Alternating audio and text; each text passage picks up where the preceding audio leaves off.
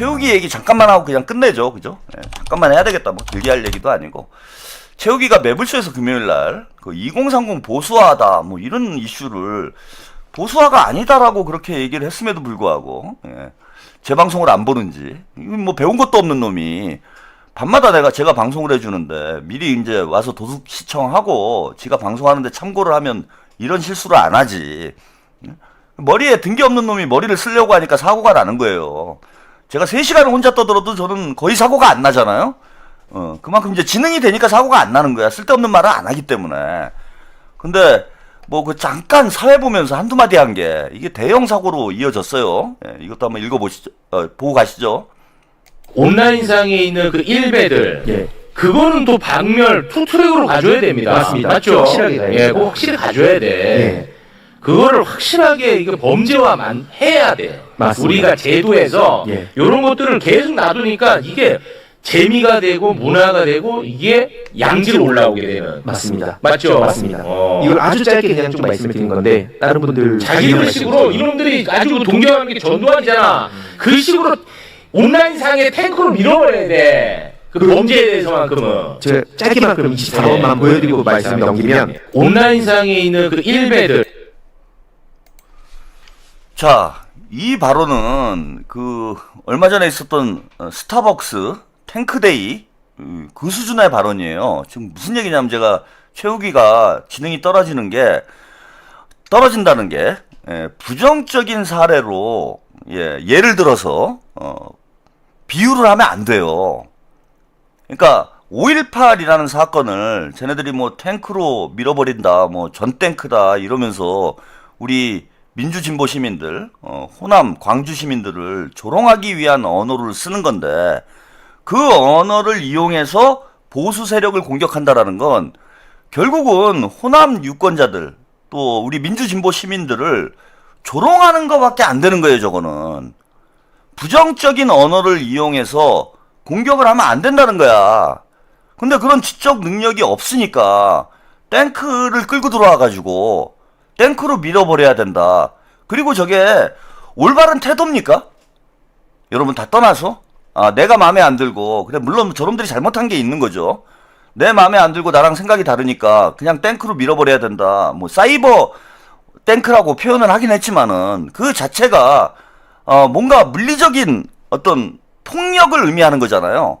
폭력을 이용해서 나와 생각이 다른 사람들을 법적으로 처벌은 할 수 있죠. 근데 법적으로 강력히 처벌을 해야 된다.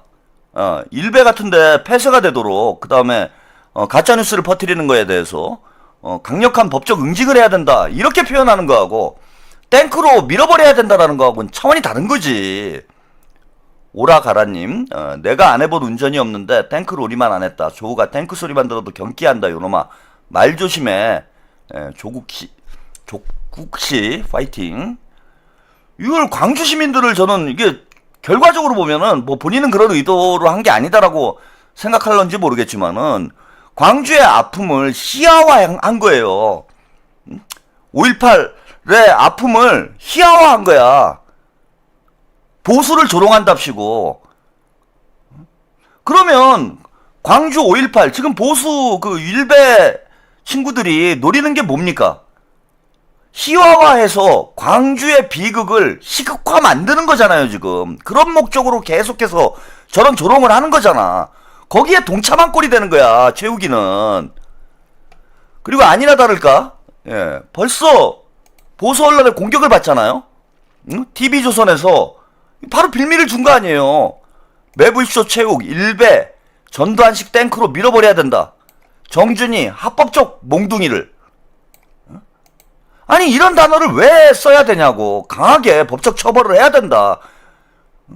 근데 이런 지적 판단이 없다 보니까 이런 게 결국은 보수 세력에게 이런 빌미를 줄 수 있다라는 걸 전혀 모르기 때문에 그냥 아무 말 대잔치를 하는 거야. 저러다가 이제 한 방에 나락으로 가는 거죠. 그리고 정준희 씨가 무슨 얘기를 했는지 이것도 잠깐 들어보고 가겠습니다. 지금 실제로 노무현 재단에 대한 공격도 그렇게 이어지고 있어요. 뭐 유시민 재단이라 그러면서 여기 재단이 무슨 뭐 수조 원의 뭐 기부금을 받았다 그러고 무슨 뉴스 공장에 몇 천만 원 기부를 했다면서 저도 지금 막 공격을 하고 있는데 이게 허위 사실들이 되게 많거든요. 그런 거 지금 함부로 유통하면 안 됩니다. 속상합니다 진짜. 이게 되게 미안한 말인지 모르겠지만 이 아까 20대 얘기에 대해서 예전부터 저는 관심을 가졌지만 관심을 갖는 방식이 달라야 된다라고 얘기를 여러 차례 이제 희두 씨하고도 했는데 이들이 특정한 가치관에 바탕을 둬서 논리 체계에 의해서 사실관계를 가지고 경쟁하는 존재라고 생각하면 안 돼요. 사실로 깨지지도 않고 논리로 깨지지도 않고 깨지지도 가치관으로 않아. 깨지지 않습니다. 맞아. 그건 네. 확실하더라고. 이거는 심리와 문화의 문제예요. 그래서 결국 형성된 태도의 문제입니다. 태도가 뭐냐면 왜 이거 하고 싶은 태도예요. 맞아. 이들은. 그러면 이 하고 싶은 태도에 대해서 우리가 똑같이 대응을 하게 주면 안 되잖아요. 하나는 몽둥이를 드는 방식이 필요합니다. 몽둥이는 저는 합법적인 방식으로 몽둥이를 드는 건 반드시 필요하다고 네. 생각을 하고요. 비합법적인 방식으로 그러니까 약간 그런 것과는 약간 다른 방식, 문화적 방식은 희두 씨 같은 분들이 조롱에 대해서 대응하는 그들을 찌질하게 만드는 법, 그들을 쪽팔리게 만드는 법. 저는 이 방식으로, 그러니까 밈 대 밈으로 대응하는 또 부위가 또 있어야 된다고 생각을 해요. 그렇죠. 그리고 그 외의 영역에선 이들을 합리적으로 설득하는 게 아니라 권력으로 제압해야 됩니다. 법과 제도. 그렇죠. 권력이 전반적으로 밀어붙이는 방향에 의해서 쫓아가게 만들어야지 이들을 설득해서 우리 권력을 지지하게 만드는 방식 저는 불가능할 거라고 생각을 해요. 네. 그 노무현 재단에서 돈 받아가지고 저런 짓 하고 있는 거예요. 저게 연구한 게 저거예요. 어? 그리고 저게 대단히 지금 위험한 방송을 한 게 뭐냐면은 그 일부 이제 세력들이 있는 건 맞아요.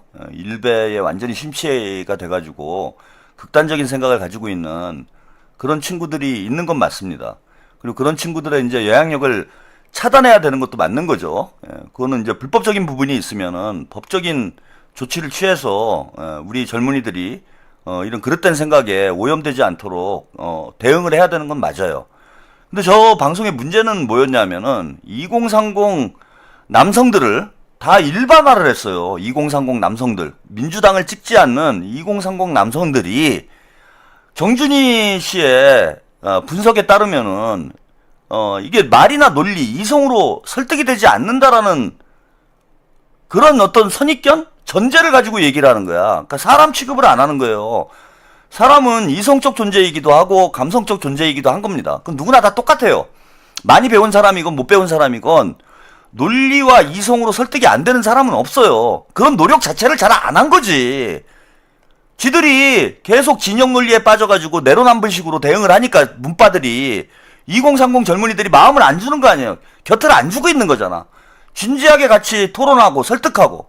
아까 김민석 총리 영상을 잠깐 보여드렸잖아요. 이것과 너무 대비되는 장면인 거야. 친문들의 어떤 사고방식, 정신상태가 어떤지를 여러분들이 단적으로 보여줄 수 있는, 보여주는 장면이라고 저는 생각을 해요. 김민석 총리 그 말도 안 통하는 극우 청년들을 만나서, 대학생들을 만나서 끝까지 설득하려고 노력을 하잖아. 그 노력을 한 번 해가지고 그 친구들이 생각이 바뀐다. 저도 그렇게 생각하진 않아요. 그런데 이런 노력들을 보면서 그 주변에 있는 청년들이 영향을 받는 거예요. 아, 이재명 정부는 다르구나. 이재명 정부의 총리는 다르구나. 아, 민주당은 다르구나. 우리 얘기에 귀를 기울여 주는구나. 그럼 우리도 한번 우리의 목소리를 얘기를 해봐야 되겠다. 이러면 생각이 조금씩 마음을 열고 생각이 바뀌기 시작을 하는 거야.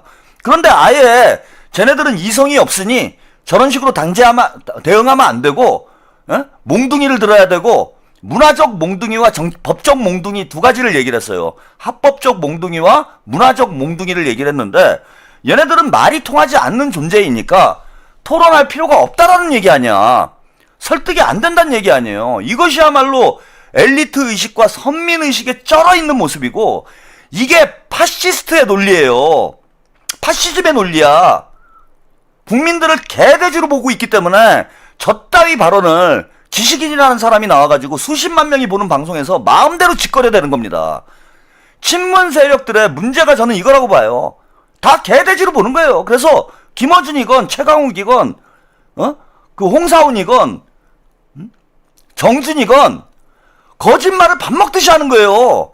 국민들을 바보로 하니까 그냥 마구 짓거려대는 거야. 왜? 니들은 개돼지라 좀 있으면 다 잊혀질 거니까, 다 잊어버릴 거니까, 내가 하는 말을 들쥐처럼 그냥 쫓아올 거니까. 그러니까 저렇게 후한무치하고 뻔뻔한 짓거리들을 하는 겁니다.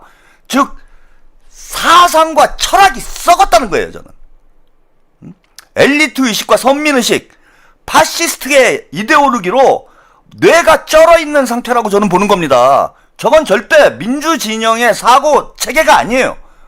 지금은 국민주권 민주주의의 시대야. 국민은 보수는 국민이 아니고 진보만 국민입니까? 예, 연희동 알부자님, 동접자가 점점 늘어나네요. 최한웅님 파이팅. 네, 감사합니다. 극우는 국민이 아니고 진보만 국민입니까? 다 국민인 거예요. 그들도 하늘이고 보수 국민도 하늘이고 진보 국민도 하늘인 거예요. 우리는 머슴일 뿐이야. 정치인들, 관리들, 대통령도 머슴인 거예요. 근데 머슴이 몽둥이를 들겠다는 거 아니에요? 머슴이 국민들한테, 주인한테 몽둥이를 들겠다.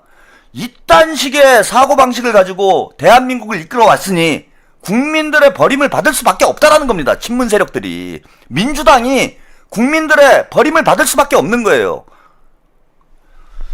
저는 김민석 총리가 말씀하신 대로 이런 민주당의 친문 기득권 세력들의 저항을 돌파를 하고 이제는 국민들을 위해 봉사하는 유능한 민주당으로 민주당을 바꾸지 못하면은요 5년 뒤에 우리가 또 정권 뺏길 수 있습니다. 조국이나 정청래 같이 저런 친문 선민의식에 쩔어있는 이런 자들이 민주당을 다시 장악을 하고 민주당의 대선 후보가 된다라면은 저는 또 정권을 뺏기는 비극이 반복될 수밖에 없다라고 봐요. 그래서 제가 문조털래유 노래까지 만들어서 이렇게 악랄하게 싸우고 있는 겁니다. 대한민국 살리려고. 국민의힘도 내란 세력도 청산을 해야 되지만 우리 내부에 진영 논리의 방파제 안에 숨어서 오히려 민주당을, 민주진보 진영을 썩어가게 만들고 있는 저자들이야말로 지금은 국민주권 시대에 가장 큰 적이라고 저는 생각합니다. 가장 큰 적폐라고 생각해요.